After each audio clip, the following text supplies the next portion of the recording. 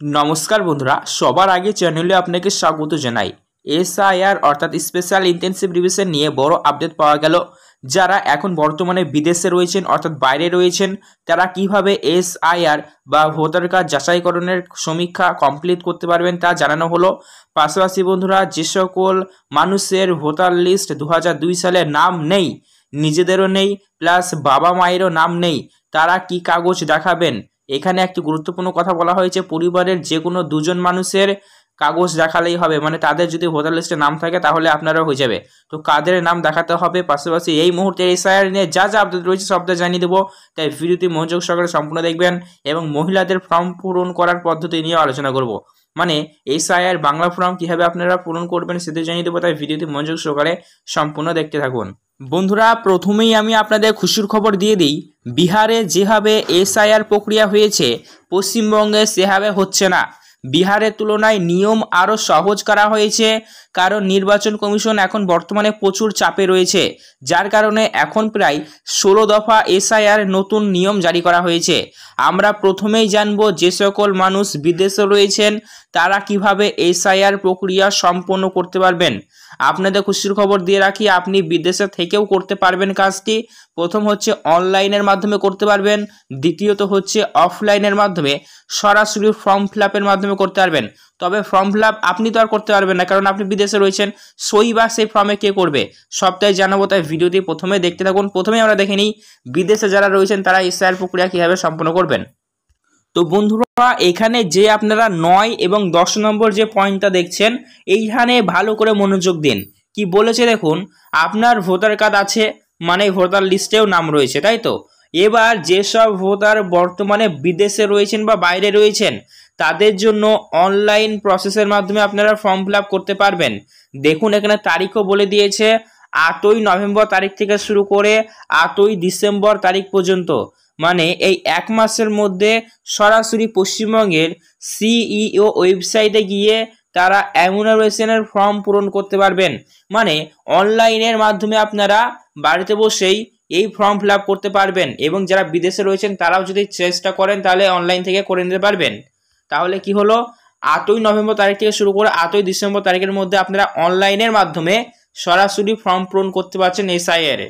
তো যখন অনলাইনের প্রসেস শুরু হয়ে যাবে আমি আপনাদের ভিডিওর মাধ্যমে জানিয়ে দেবো কি করে আপনারা অনলাইনের মাধ্যমে এসআইআর এর ফর্ম ফিল আপ করতে পারবেন এবং আপনার এসআইআর প্রক্রিয়া সম্পূর্ণ হয়ে যাবে। এবার দেখে নিন, এখানে একটি কথা বলা হয়েছে অফলাইনের মাধ্যমে কীভাবে। ধরুন আপনি এত ঝামেলায় যেতেই চান না, অনলাইনে কীভাবে হবে কিনা অত ঝামেলায় আপনি যেতে চান না, আপনি সরাসরি অফলাইনের মাধ্যমে করতে এটা তাহলে আপনি করতে পারবেন। ঠিক আছে, কীভাবে করতে পারবেন তার জন্য 10 নম্বর পয়েন্টটা ভালো করে বুঝুন। এখানে কি বলেছে, কোনো ব্যক্তি কাজের জন্য বাইরে থাকলে তার হয়ে পরিবারের অন্য সদস্য স্বাক্ষর করে জমা দিতে পারবেন।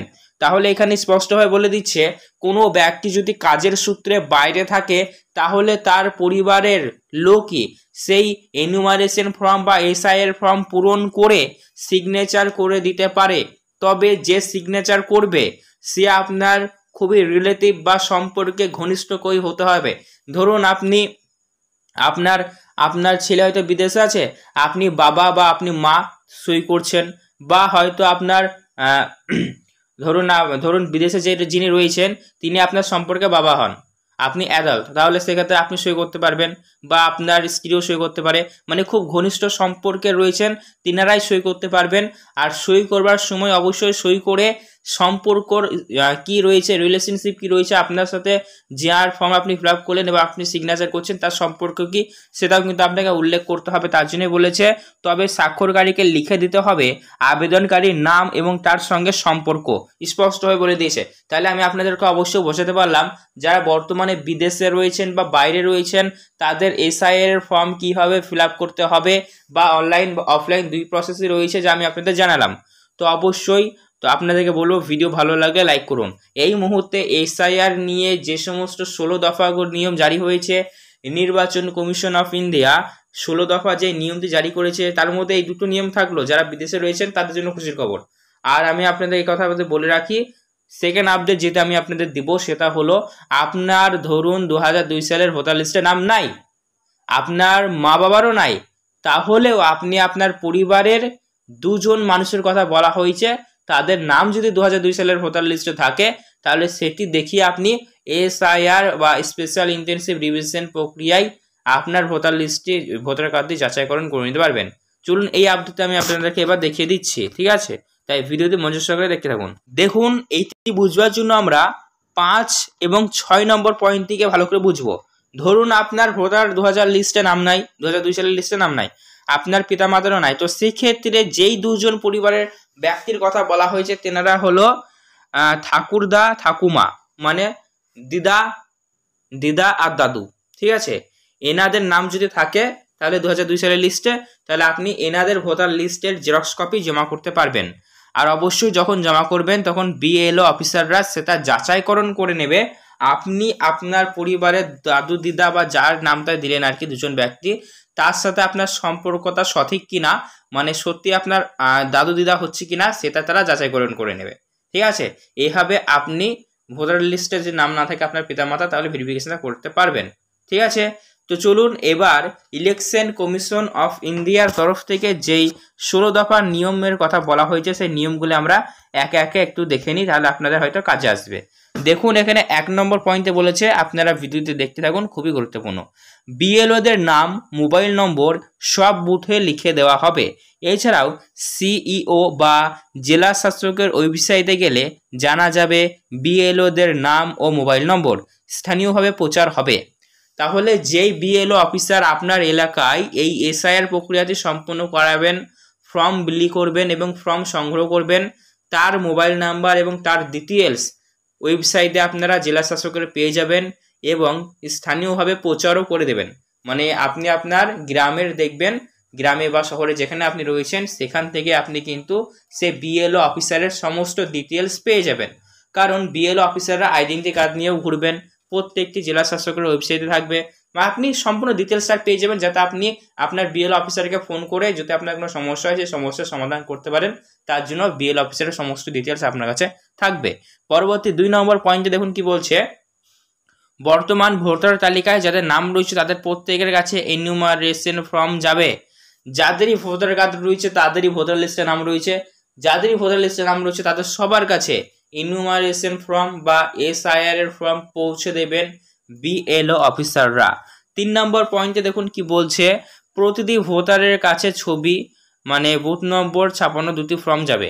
2টি ফর্ম যাবে এসআইআর এর জন্য, যেটা বিএলও অফিসার আপনাকে দিবে।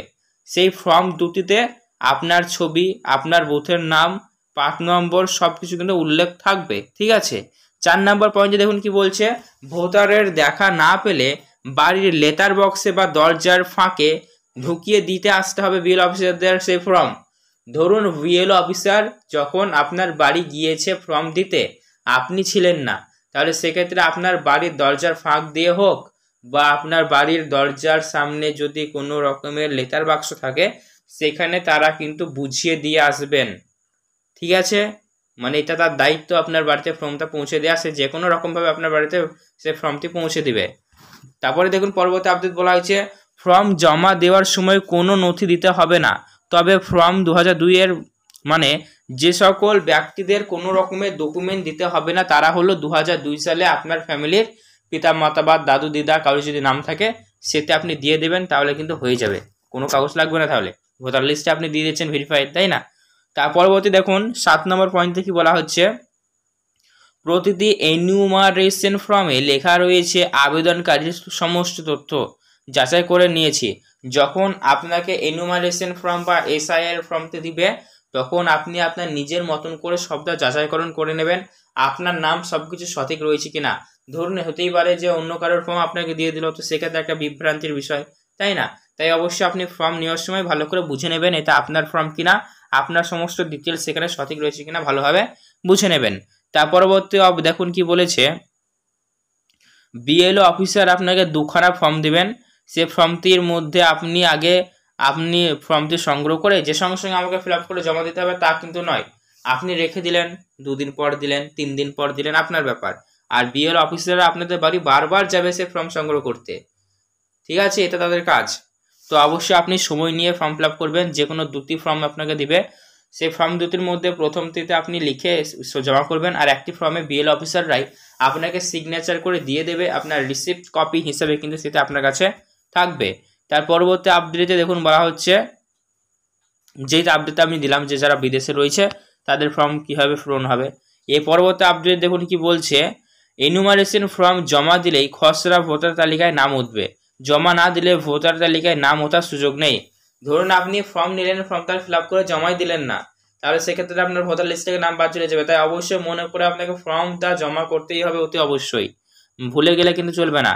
পরবর্তী আপডেটে বলা হয়েছে, যারা ফর্ম নিয়ে জমা দিচ্ছেন না তাদের কাছ থেকে ফর্ম পূরণ, যারা জমা দিবেন না ফর্ম বা কোনো কারণে দিতে পারবেন না তাদের জন্য কিন্তু মাইকিং করা হবে বা তাদেরকে বারবার সতর্ক করা হবে ফর্ম জমা দেওয়ার জন্য।